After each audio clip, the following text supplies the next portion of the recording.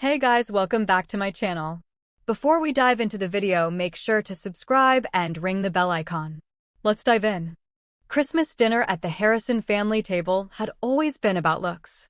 Crystal glasses, fancy china, and talks made to show off everyone's wins from the past year. This Christmas Eve was no different, except I was about to get kicked out. Sophia, we need to talk about your living situation, my mother said, cutting her prime rib perfectly. Her voice had that tone she used for bad news while keeping perfect manners. I looked up from my plate, fork halfway to my mouth. Around the big table sat my whole family. My parents, my older brother Marcus with his wife Jennifer, and my younger sister Ashley with her fiancé David. Everyone in their Christmas best. The room glowing with candlelight and costly decorations. What about my living situation, Mom? I asked, though I had a bad feeling. Well, dear, she said, not looking at me. Your father and I have been talking, and we think it's time you found your own place. My father nodded seriously. You're 28 years old, Sophia. It's embarrassing to tell people our daughter still lives at home. Especially since you can barely take care of yourself, Marcus added, smirking as he reached for his wine. I mean, what do you even do for work? That little computer thing. I do web development, I said quietly. Right. Playing on computers all day, Ashley joined in. While the rest of us have real careers. Jennifer, a nurse, looked uneasy but said nothing. David, a money advisor, just focused on his food. The point is, my mother went on, her voice getting sharp. You're too broke for this family. We have a certain standard to keep, and your situation looks bad on all of us. I felt my cheeks burn. Too broke for this family. Look at your siblings, my father said, pointing around the table. Marcus is a successful lawyer making partner at his firm. Ashley is a marketing director at a big company. Even David here manages money worth millions. And you, my mother added, finally looking at me. Live in our guest room, drive a 12-year-old Toyota, and from what we can tell, make maybe $30,000 a year doing whatever it is you do on that computer. It's web development, I repeated. Whatever. The point is, it's not working out. We've decided you need to move out by New Year's Day. The silence was loud. I could hear the old clock ticking, the soft music from the sound system, even the hum of the fancy wine fridge in the kitchen. Where am I supposed to go? I asked. That's not our problem anymore, my father said coldly. You're an adult. Figure it out. Marcus leaned back with a happy look. Maybe this will finally push you to get serious about your life. Find a real job. Meet someone with actual future. Unlike your current situation, Ashley added. Which is basically like having a teenager who never grew up. I stared at my plate, feeling smaller with each word. This wasn't a total shock. My family had never hidden their disappointment in my choices or life. But saying it so cruelly on Christmas Eve felt extra mean. I don't understand, I said slowly. I pay rent. I buy my own food. I don't ask you for money. $300 a month isn't rent, my mother laughed. It's charity. And we're tired of pretending this works for anyone. We're thinking of turning your room into a home office anyway, my father added. Something more useful. Imagine your family kicking you out on Christmas Eve because you're too broke. But what if they had no idea who you really are? That's when my phone rang. The sound cut through the tension like a knife. Everyone looked at me with different levels of annoyance. Turn that off, my mother hissed. We're having a family talk. But I saw the caller ID and froze. It was my private banking advisor at Goldman Sachs. I need to take this, I said. Absolutely not, my father said firmly. Whatever salesman is calling, you can wait. It's not a salesman. It's my bank. Marcus laughed. Your bank? What bank calls people on Christmas Eve? And what could they want with you? I looked at my family's faces, doubtful, dismissive, and getting more mad. Something in me broke. You know what? You're right. Let's find out what they want. I answered and put it on speaker. Good evening, Miss Harrison. This is Richard Patton from Goldman Sachs Private Wealth Management. I apologize for calling on Christmas Eve, but I wanted to tell you personally about an urgent matter with your account. The whole table went quiet. My mother's fork stopped halfway to her mouth. What kind of matter, Richard? I asked calmly. Well, as you know, we've been handling the spread of your investments, and I'm happy to say your account has hit a big milestone. As of today, your total assets with us are over $127 million.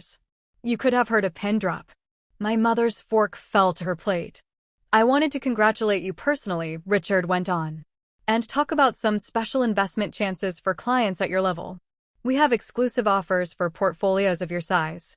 Marcus' wine glass froze halfway to his lips. Also, Richard said, I wanted to confirm that the $2.3 million quarterly payment from your businesses has been processed and will be in your checking account tomorrow morning. Ashley's mouth fell open. I also wanted to say that the real estate deal you've been looking at, that commercial property in downtown Portland, we've talked the price down to $8.7 million. Shall I go ahead with the purchase? My father looked like he'd seen a ghost.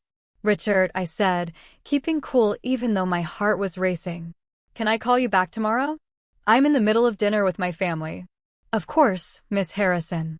And might I add, your crypto investments have done very well this quarter. The plan we talked about has really worked. Enjoy your holiday and we'll speak soon. Thank you, Richard. Have a wonderful Christmas. I hung up and set the phone down.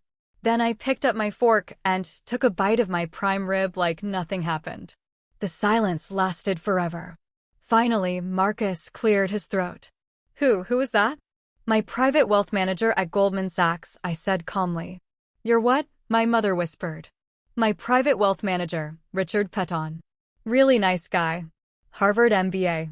Handles money for very rich people. High net worth, Ashley's voice squeaked.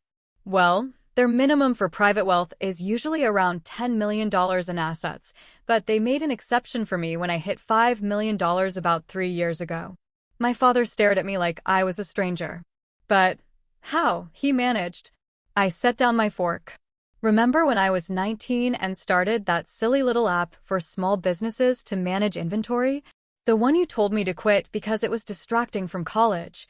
My mother nodded slowly. That app now has over 50,000 paying users. I sold a majority stake to a venture capital firm 2 years ago for $85 million. I've been quietly building a portfolio of software companies and real estate ever since.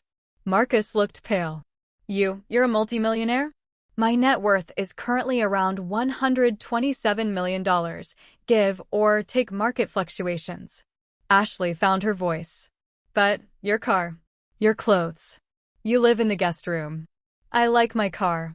It's reliable. My clothes are comfortable. And I lived here because I loved my family, not because I needed to. The table was silent again. Why didn't you tell us? My father asked. Because every time I tried to share my successes, they were dismissed as not real work or not stable enough. It was easier to let you think I was struggling than to fight for recognition of achievements you didn't value. Jennifer, who'd been quiet all evening, spoke up. Sophia, why stay here if you could live anywhere? Because family isn't about money. Or at least, I thought it wasn't. My mother was crying quietly. We've been awful to you. Yes, I said simply. You have. Marcus looked ashamed. I don't know what to say. You called me embarrassing. You said I reflected poorly on the family. You told me to move out because I was too broke for this family. We didn't know, Ashley whispered. That's the problem. You never asked. You never cared to know who I really was or what I was building. You just saw what you wanted to see, a daughter who didn't fit your idea of success. My father cleared his throat. Sophia, we're sorry. Truly. This changes everything. Does it? I asked. Or does it just change how you see me because now I have money? The question hung in the air. I stood up. I'm going to pack. I'll be out by morning. Sophia, please, my mother begged. Stay. Let us make this right. You've had 28 years to make it right. You chose Christmas Eve to tell me I was too poor for this family. I went upstairs to the guest room that had been my home for years. As I packed, I heard raised voices downstairs, arguments, apologies, tears. An hour later, there was a soft knock. Jennifer stood in the doorway. Can I come in? I nodded. She sat on the bed. Your family is downstairs having what might be the most honest conversation they've ever had. Your mom is crying. Marcus actually admitted he was jealous of anyone who seemed to have it easier than him, even if they didn't. Ashley realized she's been competing with you her whole life without knowing what she was competing against. And my dad? He's quiet. Processing. I think he's realizing he taught his children to value the wrong things. I continued folding clothes. Sophia, Jennifer said gently. I know you're angry, and you have every right to be. But I've watched you with this family for years. You stay because you love them. Don't let their stupidity tonight erase that. Love shouldn't require hiding who I am. No, it shouldn't. But sometimes people need a wake-up call to see clearly. I thought about it. What would you do? I'd make them work for it. But I'd give them a chance to try. I sighed. I'm tired of being the only one who tries. Then make trying the price of admission back into your life. I considered this. Downstairs, my family was waiting. My mother looked like she'd aged 10 years. Marcus wouldn't meet my eyes. Ashley was twisting her napkin. My father stood when I entered. Sophia, he said, we don't deserve your forgiveness. But we want to earn it. We want to know you, the real you, not the version we imagined. How? I asked. By listening, my mother said. By asking questions instead of making judgments. By celebrating your successes, whatever they look like. Marcus spoke up. I want to understand your business. Not the money part, but how you built it. What problems you solve. Ashley added, I want to know why you chose software over the paths we took. What excites you about it? My father said, and I want to apologize for teaching my children that worth is measured in dollars and titles. I was wrong.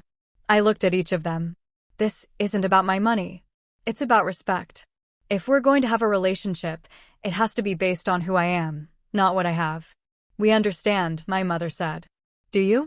Because tomorrow, when the shock wears off, will you still be proud of me if I drive my old Toyota? If I wear jeans to dinner? If my success doesn't look like yours? They were quiet. That's the test, I said. Not tonight, when you're stunned by numbers. But tomorrow, and next week, and next year. Can you love me without the money? My mother stepped forward. We can try. We will try. I nodded slowly. Then I'll stay through Christmas. But this is probation. One more dismissive comment, one more comparison, and I'm gone for good. The relief in the room was clear. Christmas morning was different. No showing off gifts. Instead, we talked, really talked. Marcus asked about coding. Ashley wanted to know about startup life. My father was curious about company culture. For the first time, they saw me. You know, my father said over coffee. I owe you more than last night's apology. I've been telling people my youngest daughter was still figuring things out. You weren't figuring anything out. You'd already done it, your way. Dad, you don't have to. Yes, I do. I'm proud of you, Sophia. Not because of money, but because you built something meaningful while staying true to yourself. Because you saw chances where others saw problems. Because you're kind and smart and amazing. He paused. And because you had the grace to forgive us for not seeing you. As I looked at my family, really looked, I realized something. Money was their language of success. Learning my truth translated my wins into words they understood. The real question was if we could build something deeper. So, Ashley said with a smile, want to tell us about those other businesses? I'm curious about the angel investing. I smiled, settling into my chair. Well, there's this startup working on eco-friendly packaging. The Portland deal fell through. The area wasn't right for my co-working space. But I found a perfect building in Seattle 3 months later. My family helped celebrate the opening. Marcus did some legal work. Ashley helped with marketing. My parents flew out for the ribbon cutting. When local news interviewed me, my mother stood beside me, beaming. This is my daughter, she told the reporter. She builds businesses that help others succeed. Not my wealthy daughter. Just my daughter. It was the best introduction she'd ever given.